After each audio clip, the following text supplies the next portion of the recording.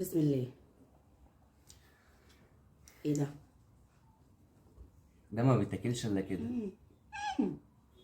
الصوص هو ده عبارة بقى عن إيه؟ بيتلبس جلافز. تمام، واحنا بناكل ما تعملوش كده زيها بالمنظر ده. بناكل بجلافز وبناكل احلى سندوتش شاورما. مين هيقعد في البيت لما انا هدوق بقى تجلس؟ هنا ايه كده عشان مش هاكل اللي انا عايشه. اغسل ايدي وارجع. بجد حلو قوي. بصوا اصلا الساندوتش،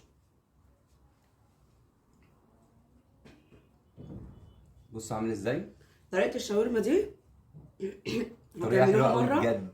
وهتفضلوا تعملوها بيها، مش يعني هتدمنوها، مش هتعملوا بصوا هي طريقة تانية طريقه غيرها. طريقه مختلفه وبتتعمل على مرحلتين وكل مرحله فيهم بصوص.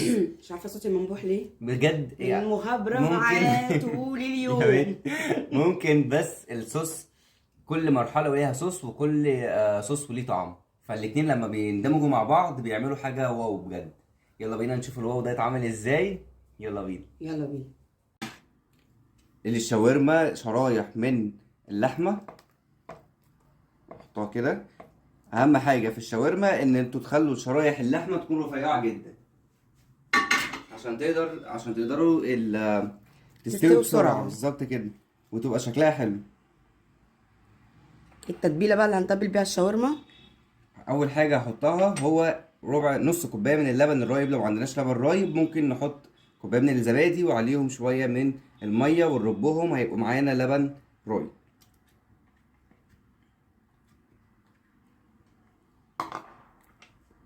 نص معلقه صغيره من السبع بهارات، معلقه صغيره من الملح، فلفل اسود مجروش نص معلقه برضو صغيره، معلقه بابريكا،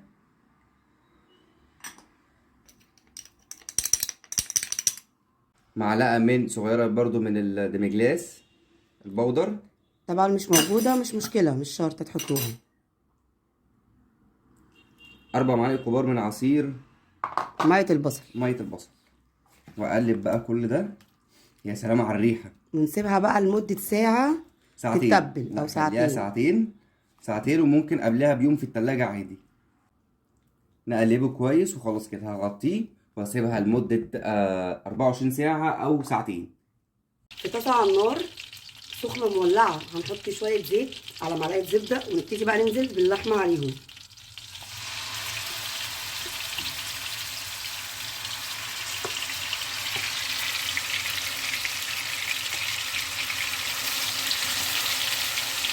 نسيبها كده تاخد وتدي شوية على النار مع نفسها.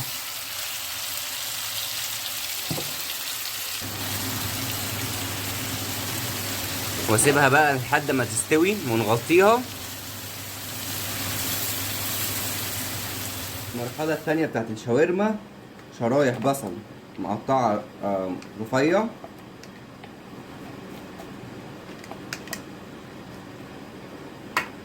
مع شرايح طماطم،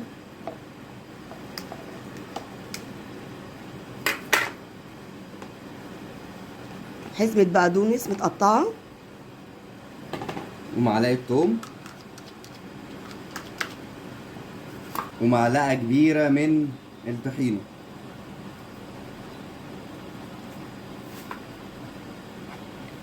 وهقلبهم.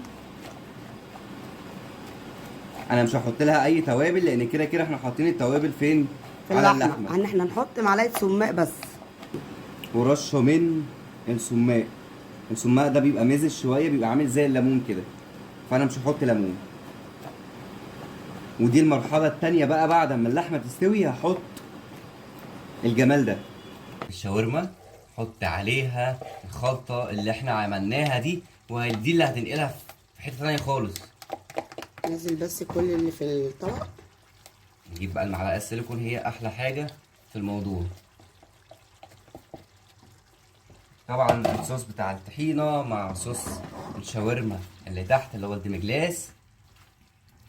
بص بقى،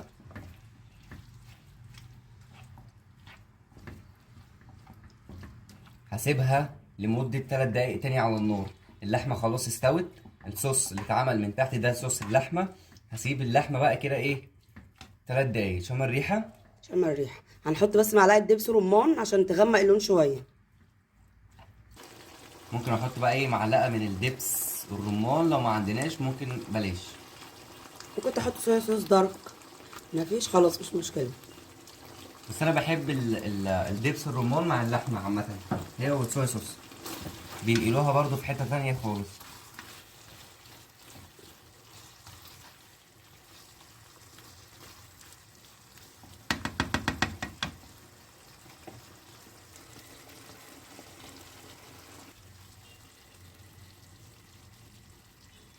طبعا الشاورما بقى الحكايه دي ما بتتقدمش او ما بتتاكلش الا والتوست او كايزر كده. او عيش سوري، ممكن تعملوها في سندوتشات سوري. بالظبط، ناخد كل الفليفر في قلب الكايزر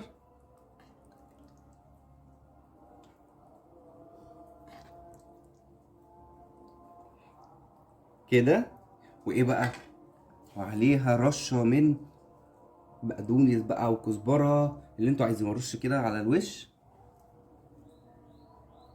بصوا بقى الصوص ده، صوص الدمجلاس اللي احنا عملناه، هو صوص منه فيه كده، وكمان معاهم صوص الطحينه. يا سلام بقى على الطبق، يا سلام يا سلام على السندوتش، انا عايزه اخده. يا سلام. اهو ده بيتقدم كده بجد، وصفة سريعة ما بتاخدش اي وقت خالص، وكمان الشاورما طعمها حلو قوي قوي بجد. وهتعجبكم الطريقه دي فعلا، جربوها ومش هتندموا. نشوفكم على خير في الفيديو اللي جاي. باي باي.